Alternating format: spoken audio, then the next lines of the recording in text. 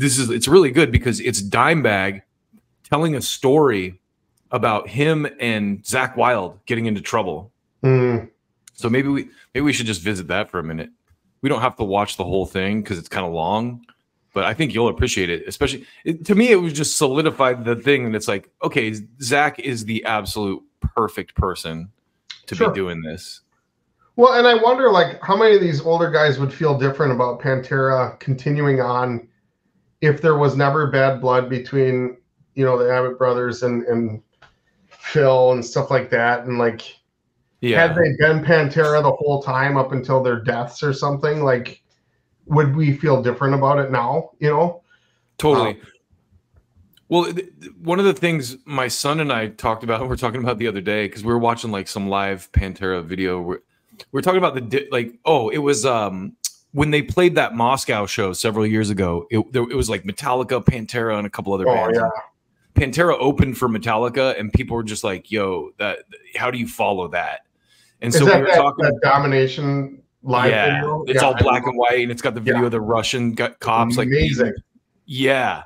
And we watched that back to back with like Metallica, and I was like, notice what the big difference between Pantera and Metallica, what separates them is the drummer. It's like it's night and day.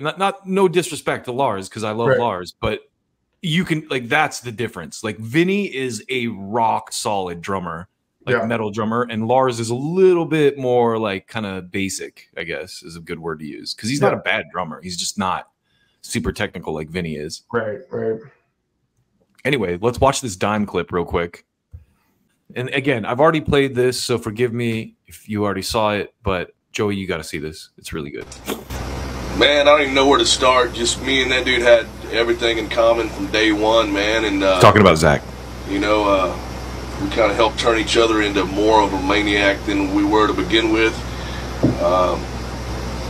Just fucking all love and respect to Zakk and the Black Label camp. You know, I think the best story is, well, every time we get around each other, it's just something's gonna get broke, somebody's going down in flames, and shit's gonna fly. It's just how it goes, you know. And so he came down to do this this photo shoot for the cover of Guitar World magazines. We got all dressed up in camo paint.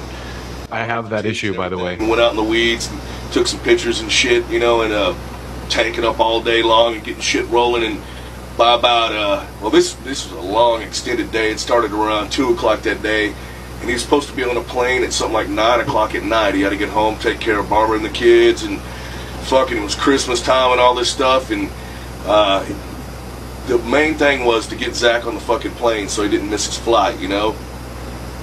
And so, in the midst of all the hell raising and crazy shit that's going on, we get the photo shoot done and all the interview and everything done. And Zakk's jamming to some of our new shit, and I was like, dude, man, if you want to blow a lead on that, man, I'd love to have you. He'd go, dude, I'll fucking do it right now. You know, Zakk, man, I ain't scared of shit. You know, we took him downstairs, plugged him up, I tuned him up, he sat down and just put on the fucking pump. Okay, I have to pause for a second. The term blow a lead, I thought it was like, it's a little like dirty to some degree, but anyway, I just thought that was funny. He said, yeah, blow a lead on this. And just fucking blaze this fucking amazing lead. And we're like, dude, that's it, dude. And he's like, no, one more time, bro. He goes again, and fucking was even better. We're like, dude, leave it alone. That's it. It's done. So he plays the outro lead on Reborn, and just more shit. Just, we can't ever run out of stuff to do because something's always going on, you know. Have you listened to any of the Damage Plan stuff? Yeah, I mean, it's been a while, but yeah, Zakk must have. That must be his. Zakk must have played on some of the Damage Plan stuff. Is what he's talking about, I think. So we're starting to get pretty blazed up, man, and it's about time to get Zakk to the fucking airport. And somehow or another, we were at that point to where it was about to go over the edge, but we hadn't quite broke into insanity yet. And hugs and kisses, everybody we get Zakk out of there. He's going to the airport, he's going to do the family thing, and everything's perfect. And I'm like, God, I can't believe that actually worked out, because we know how it's going to go. I get a call about 30 minutes later, I'm sitting at a restaurant, or about, actually more like an hour and 30 minutes later, I'm sitting at a restaurant getting some grub, and it's fucking Nick Bocott, and he goes, Dime, Damage? It's Nicholas Bocott. We're here at the fucking airport with fucking Zakk. Went to the bar to get a fucking beer, and he missed his fucking flight, and it was the last flight out. we're coming back. And I said, come on. So that's when the madness began. He got back and he's like, all right, bro, we're in for the long fucking haul. I'm like, let's go. We started tanking just fucking ridiculous amounts. And get back to the house and we're fucking just jamming tunes and fucking going ape shit. And it's about 5 in the morning. Somehow or another, I'm still fucking hanging. And I like call up the limo guy. This dude that's been driving me for years. I call him up and I said, dude, look, you gotta come get fucking Zakk. Put him in the fucking car. Get him to the airport. My old lady's booked him a flight, you know. It's like, come get him. It's his flight's at 8 o'clock. It's like 5 now. Just come on over and let's get him moving that way. He's like, dude, I don't have a car handy, but I'll tell you what, I just got my wife a brand new Ford Expedition. I can drive him in that. I'm like, dude, he doesn't need a fucking limo. Just come get him and get him there. Because his old lady's getting tight. And, this is where it gets crazy. Brawl, fuck. Anyway, so dude, here comes the limo guy, pulls up, and normally he comes in and like, you know, stocks the limo, gets the ice and everything and shit out of my house because, you know, we're bros and stuff. And he comes in to take a fucking piss, left his car running out there, and I jump in it with Zakk, and I got this big metal Christmas tree in my fucking front yard, and I go, let's get a pull, you know, pop it in gear, light them up, burn the tires off, and smash into this Christmas tree. Shit goes flying everywhere, and we're like, woo! Pull it back around, and I'm like, dude, let's get out and act like nothing happened. He goes, fuck that, let me get a pull, bro. And he gets behind the wheel, and we took off on the fucking true Blessed Hellride from hell for about 45 minutes. First thing, stop sign, flattens it, 4 mailboxes in a row. Fucking, here goes the fucking fence. We're lost, dude. We're out in the cow pasture and shit, you know, where my house is and shit.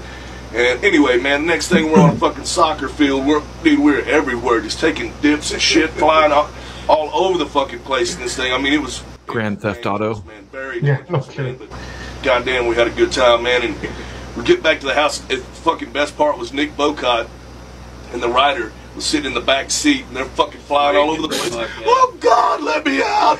Holy shit! You know, I got a hold of the old shit handle and go, goddamn, oh shit! And we're flying anyway. It's just non-stop. And so we get back to the house, we come pulling up, dude. All the fucking rearview mirrors are hanging off this fucking thing. It has no front bumper. The headlights are both smashed out. The fucking windshield smashed, scratches, everything. The whole undercarriage is dragging the fucking ground. And we come pulling up in it, and smoke's coming out of the hood. And I throw the door open before I could say a word. My limo guy's standing there, and he goes, "That's my boys. Ain't nothing Zakk and Dime can't pay for." You know, and so anyway, that's the story. Has a really cool ending. So anyway, Zakk got stuck. He fucking missed his flight. Stays at my house for like 2 more days, and dude, just he was nonstop, fucking just going. And then we try to get him to the airport. We get him there, and he goes to the fucking bar again. Stays in this room. He got in so much fucking trouble. He finally gets home, and my old lady has to call the warden up and tell her, "Hey, dude, they just, because we put the car in the shop just to see what it would take, and they said it's totaled." You know, luckily we had some friends at the Ford shop, Westway, thank you. And they said, "Look, I'll tell you what we'll do. Get us a Zakk guitar and a Dime guitar. We'll sell this fucking thing on the auction. We'll take the money and we'll roll him into a 2003 car, and we'll get him a brand new one for his old lady. They'll be happy." 2003. So we made all that happen. She got the brand new car. Oh, she was tight too. But anyway, the limo dude's wife got the new car, and fucking anyway. So the cops call the house, you know, and they like found the license plate. They probably got her a better car than she had too. Yeah, a newer model. And on the fucking soccer field and shit. And they're like, we got calls all last night about some long-haired, blonde-haired dude in Dimebag driving through the neighborhood, raising hell, running down mailboxes and tearing up shit. You know, we need the boys to come down here and talk to us and give us a statement. And I was like, dude. You know, we done got on their website and found out he's the guitar player for Ozzy Osbourne. They were like all excited. They thought they had their Michael Irvin. They were going to get one, you know. This is right at Christmas time, you know. And he's the guitar player for Ozzy Osbourne. Yeah, we got him up on the website right now. And old lady went down, talked to him, told him sorry. Look, they just got a little out of hand. You know, sorry, Zakk's a big dude, and when he's out of control, you can't really, you know, just watch out, let him go. You know, you can't really straighten a dude like that out. You know, and he goes, "Oh, we're gonna let it slide since it's Christmas holidays, but we're gonna have y'all come on down. You know, first of next year, and come on down. Chief wants to see Dimebag here anyway." So they start calling, dude. I go down there. This is after Christmas. I'm just fucking. Attorney. I'm done. Call my attorney, dude. I need you to come down here, dude. I don't want to be incriminated. Oh, yeah, we got criminal mischief charges on you, Mr. Zakk Wild. We need to come on down. And anyway, so I go down there. My lawyer is there before I am, and he comes out and he goes, Dime, it's going to be a little different than I think you think it's going to be. Let's go on in and let's deal with this guy. And we walk in. The guy walks up and he goes, hey, how you doing, Mr. Dimebag? Nice to meet you. Finally get to meet you. You know what, man? It's really such a nice honor to have you living in our community, and we kind of look at you as the ambassador at Dalworthington Gardens, and just was so cool to me. I couldn't believe I got my checkbook in one pocket. I'm just like ready to just shell out whatever. And he's like, you know, man, we like to take care of kids. We do a bunch of homeless kid stuff. We like to work with all this stuff, and every report I've ever got on you has been nothing but great, man. Said you spent good time with the kids, gave them right wisdom, and you know, signed their autograph and told them to straighten up and fly right, and that's the kind of guy we need around here. Now, about all this other stuff, we're going to let it slide, but you can go fix on Mr. Chapman's fence down there on the left, and we took care of the stop signs and the mailboxes, and just try not to let it happen again. I was like, you gotta be kidding, man. Every minute of it, man. He called me up. I was worried. I was like, man, he's going to be in jail for a few years. Freaking, dude. He called me up and he goes, you're not going to believe what happened. I said, no. And he told me that, and I was like, you gotta be kidding. Wow. So, all right. So, dude, not only did we not have to pay for the car, not only we didn't get fucking thrown in jail, all we had to do is shell a couple of guitars out, and dude, that is by the grace of fucking God. We won't let it happen again. Oh, you have to chop that one up, but that's a good one. Every time, dude, it's something like that. Every time. Great. So anyway, that's how much of a history Zakk and Dime have. Yeah, that's well, it's crazy. That's over 20 years ago. If that was from 2003. Yeah, at the end of 2002, beginning of 2003. Yeah.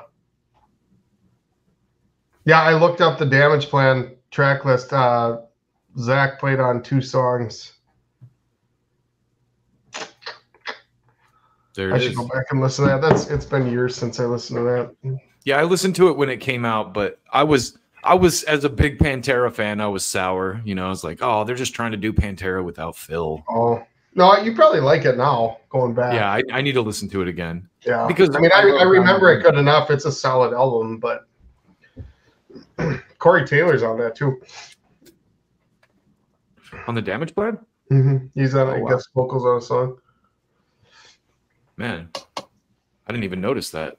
I will have to listen to that.